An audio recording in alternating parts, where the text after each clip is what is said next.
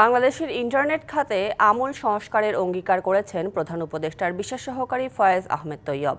তিনি বলেন, সেবার নামে যেনতেন উপায়ে ব্যবসা করতে দেওয়া হবে না। দুপুরে জাতীয় প্রেস ক্লাবে বাংলাদেশ মুঠোফোন গ্রাহক অ্যাসোসিয়েশনের আলোচনা সভায় ইন্টারনেট কোম্পানিগুলোকে ডাটার দাম কমানোরও আহ্বান জানান তিনি। পতিত আওয়ামী লীগ সরকারের সমালোচনা করে তিনি বলেন, বিগত সরকার ঘুষ খেয়ে লাইসেন্স দিয়েছে, একচেটিয়া ব্যবসায়িক নীতি ব্যর্থ করে দেবে অন্তর্বর্তী সরকার।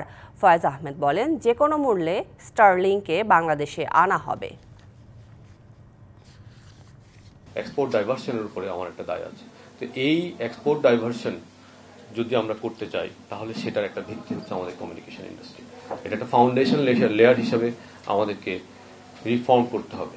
এটা রিফর্ম না করলে আমাদের বাংলাদেশের অর্থনৈতিক অগ্রগতি অসম্ভব। বিগত 16 বছরে কি কি দুর্নীতি হয়েছে সেটার জন্য একটা শ্বেতপত্র প্রকাশের মাধ্যমে আমরা চাই যে সেটিকে জনগণের সামনে নিয়ে আসা হোক এবং যথাযথ আইনি ব্যবস্থার মাধ্যমে দোষীদেরকে আইনের আওতায় নিয়ে আসা হোক।